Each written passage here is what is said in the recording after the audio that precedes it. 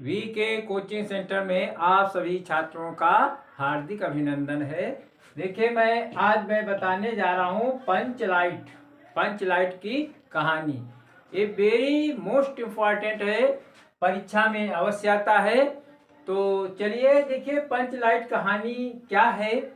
तो देखिए इसमें पहले देखिए इसमें पात्र और पात्र परिचय, नायक और नायिका किसके द्वारा ये पंचलाइट कहानी लिखी गई। Very very most important. आप सभी लोगों से अनुरोध है कि वीडियो पूरा देखना, ठीक है। तो देखिए पंचलाइट कहानी, इसके पात्र क्या है। पात्र, पहले पात्र कौन कौन है देखिए। गोधन ये गोधन है, और मुनरी और गुलरी,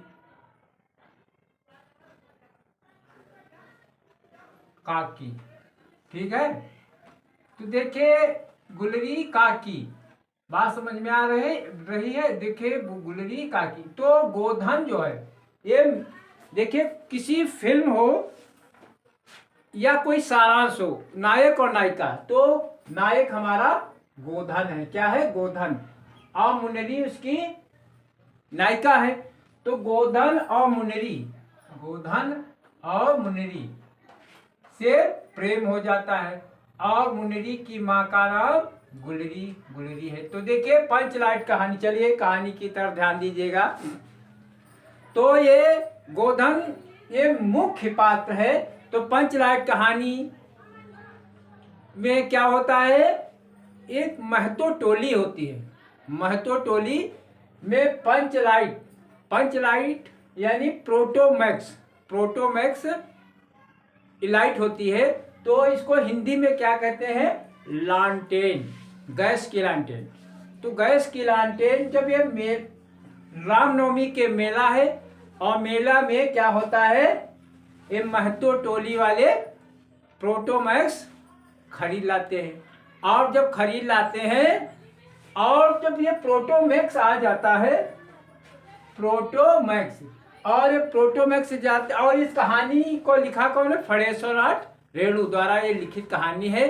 तो देखिए जब ये प्रोटोमैक्स आती है गांव में, तो बहुत खुशी होती। जैसे गांव में कोई नई चीज आ जाती है तो लोग देखने के लिए उत्साहित हो जाते हैं। तो वहां पर महतो टोली के लोग जब ये मेले से प्रोटोमैक्स यानी गैस की लालटेन खरीद लाते हैं, तो बड़ा भजन कीर्तन, रामनवमी का मेला है और बड़ा भजन कीर्तन होता है। और इधर जब देखिए, जब भजन कीर्तन होता है, जब सायंकाल होता है, तो अब क्या होता है, उस प्रोटोमैक्स को जलाने की वारी आती है। लेकिन इस महतो टोली में क्या होता है, महतो टोली में इस प्रोटोमैक्स को कोई जला नहीं पाता है। इनको कोई ज्ञान नहीं है। असत्य बिहार की एक कहानी है। तो अब जब जला नहीं पाते हैं, तो इसमें क्या होता है, ये जो गोधन प्रोटोमैक्स जला लेता है। लेकिन गोधन को गांव वालों ने निकाल दिया था। क्यों निकाल दिया था?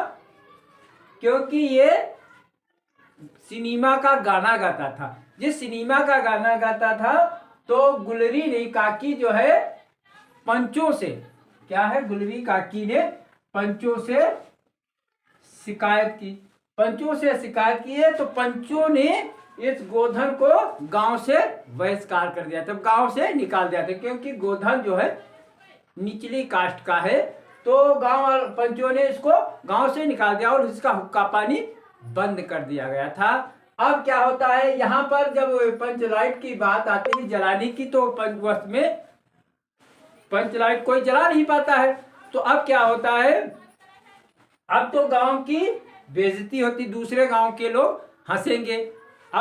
तो अब इधर मुनरी ये जानती है गोधन पंचलाइट जला लेता है, तो चुपके से अपनी मातारी गुलरी काकी से कहती, अपनी माता से कहती है गोधन पंच लाइट जला देता। और ये चुपके से गुलरी पहुंचती है, पंचों को बताती। पंचों के पास अब कोई भी विकल्प नहीं है, तो वो कह रहे हैं कि जाइए गोधन को बुला लाइए। तो गुलरी काकी गोधन को बुलाने जाती है। उसके कहने पर गोधन पुनः आ जाता है और पंच लाइट को जलाने की उसने पंच लाइट को जलाने को के लिए वो स्वीकार कर लेता है। और वो पंच लाइट कहाँ है, पंच लाइट यानी लालटेन, गैस की लालटेन। और उसको जब जलाने के लिए वो तैयार होता है तो कहता है स्प्रिट लाइए। तो स्प्रिट तो गाँव वाले लाए नहीं, तो क्या होता है, उसने गरी का तेल मंगाया और गरी का तेल लाया और उसमें डाल करके उसको जला देता है। गांव में खुशियां मनाई जाने लगती है, गांव में खुशियां मनाई जाने लगती है। और गोधन को कहा तुम्हारे 7 खून माफ, खूब सिनेमा का गाना गाओ, खूब सिनेमा का गाना गाओ।